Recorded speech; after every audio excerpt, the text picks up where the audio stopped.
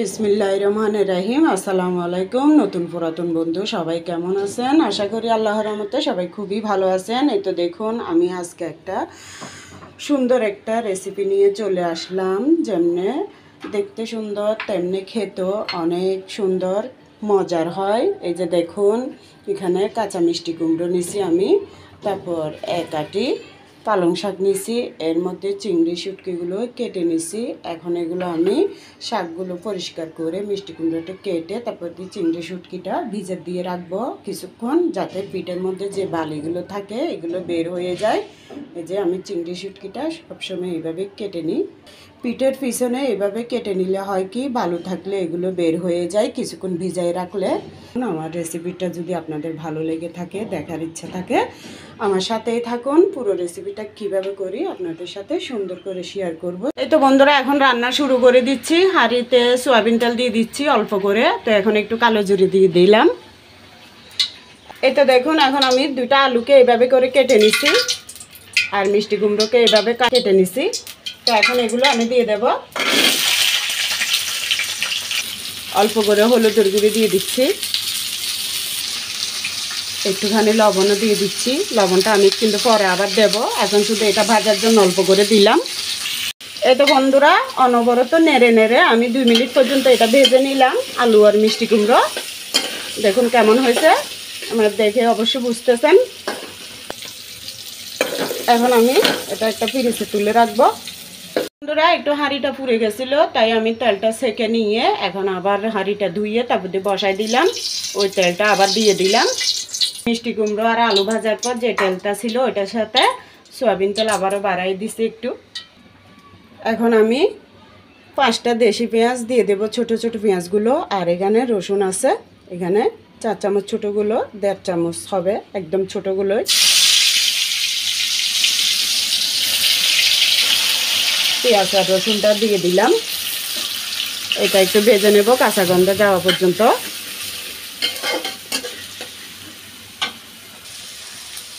এই তো এখন কাঁচা গন্ধটা যাওয়ার পরে আমি এটাকে আমরা চিংড়ি শুটকি মাছ বলি। তো আমি তো সবসময় শুধু চিংড়ি শুটকিই বলি, আপনারা বুঝবেন না বিদায়, তাই ভালোভাবে বলে দিলাম। এটা চিংড়ি মাছকে শুকিয়ে মানে শুটকি করে। আপনারা তবে সবাই চিনেন, যারা যারা চিনেন না তাদেরকে বলে দিছি। আমি আরেকবার কচু শাকের রেসিপি করছি যে চিংড়ি শুটকি দিয়ে, আমাকে একজন আপু কমেন্ট করছে চিংড়ি শুটকি মানে কি, এই জন্য আমি এটা আবার বুঝাই বলে দিলাম। তো বন্ধুরা দেখুন আমি এখন চিংড়ি মাছের শুটকিটা তেল আর পেঁয়াজ রসুনের মধ্যে ভালো করে ভেজে নিছি কাঁচা গন্ধটা যাওয়া পর্যন্ত। তো বন্ধুরা আমি লবণ কিন্তু প্রথমে দিছি, তো এখন আবার অল্প করে দিলাম, যতটুকু লাগে ততটুকু।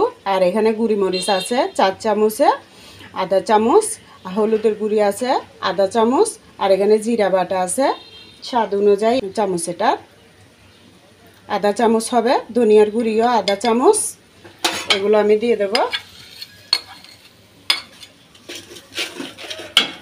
আমি মশলাটা একদম কম দিচ্ছি, যেহেতু আমি রান্নার শেষে আরও 2টা মশলা ঢেলে তারপরে দিই। আমি এখানে গুঁড়ো করে দেব। পালং শাকটা এক আটি আপনারা দেখছেন, তাই অল্প অল্প মশলা দিচ্ছি। বেশি মশলা দিলে আবার তরকারিটা তিতো হয়ে যাবে, খাওয়া যাবে না। অতিরিক্ত মশলা পড়লে অনেক সময় সবজি যে কোনো রান্না একটু তিতা লাগে।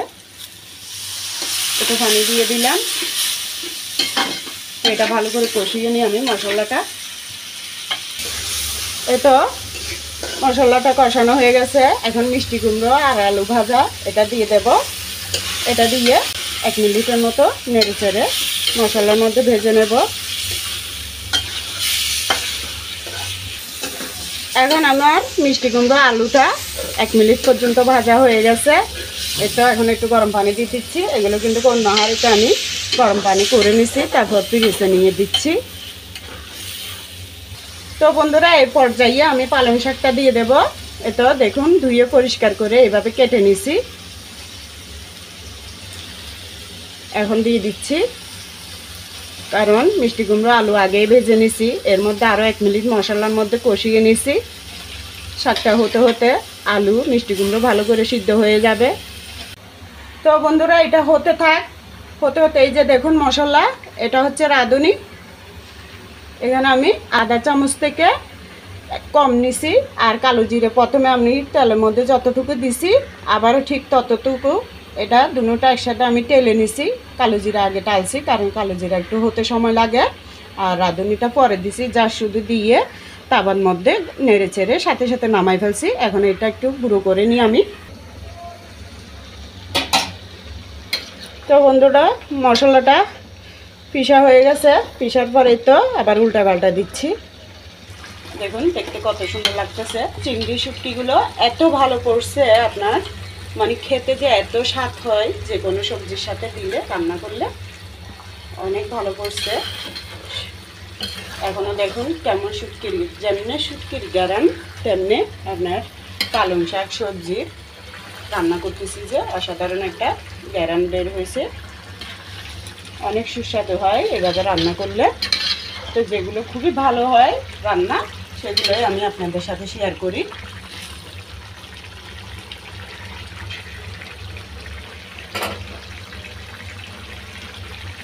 তো বন্ধুরা, এখন আমি এ পর্যায়ে দিয়ে দেবো কাঁচামরিচ। যেভাবে ঝাল খান ওভাবে দিয়েন, আমরা একটু ঝালটাই পছন্দ করি। আর আমি সবসময় মিষ্টি কুমড়ো কাঁচাটাই একটু বেশি পছন্দ করি, কারণ যেগুলো পাকনা এগুলো অনেক কমই আনি। কাঁচা মিষ্টি কুমড়ো হয় কি একটু মিষ্টিটা কম হয়, তো আমরা তো একটু মিষ্টি কম খাই, তাই মিষ্টি কুমড়ো পাকনাটা কম দিই, কাঁচাটাই বেশি খাওয়া পড়ে আমাদের। তো আপনারা যদি কেউ চিনি পছন্দ করেন একটু চিনিও দিতে পারেন। আর কালো জিরার বদলে একটু সর্ষে দিয়েও রান্না করলে এটা খেতে অনেক ভালো হয়। তো আমি একবার এক এক সময় এক এক রকম করে রান্না করি, যখন যেভাবে খেতে মন চায়।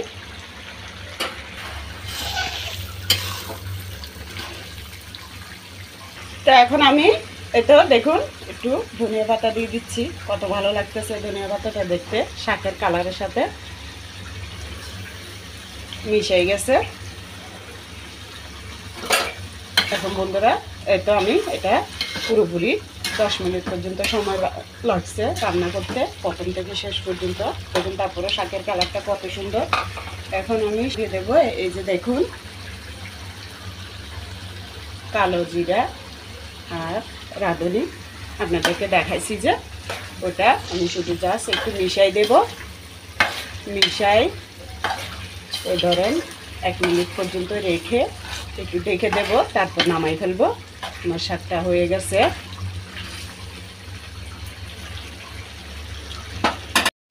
তো বন্ধুরা, এখন আমি 2টা দেশি টমেটো এগুলো দিয়ে দেব, কেটে ধুয়ে পরিষ্কার করে নিছি। এরপরে দিলাম এটা টমেটোটা আমি 1 মিনিট পর্যন্ত রান্না করে নিই। শাকের সাথে একটু সিদ্ধ হলে, নরম নরম হলে খেতে ভালো লাগবে। আপনারা চাইলে প্রথমেই দিতে পারেন মশলার মধ্যে কষানোর সময়। আমি সবসময় লাস্ট পর্যায়ে দিই, আমার থেকে ভালো লাগে এভাবে দিলে। বন্ধুরা দেখুন 1 মিনিট পর চুলাটা বন্ধ করে এটা একটু বাটিতে পরিবেশন করলাম। দেখুন কেমন ইয়াম্মি লাগতেছে। যেমন দেখতে সুন্দর লাগতেছে তেমন কিন্তু খেতে অসাধারণ ভালো হয়েছে বন্ধুরা। আমি কিন্তু লবণটা দেখছি এত ভালো লাগতেছে, হয়তো মাংস দিয়েও এত ভালো লাগবে না ভাত খেতে, এই যে শাকটা দিয়ে যত ভালো লাগবে।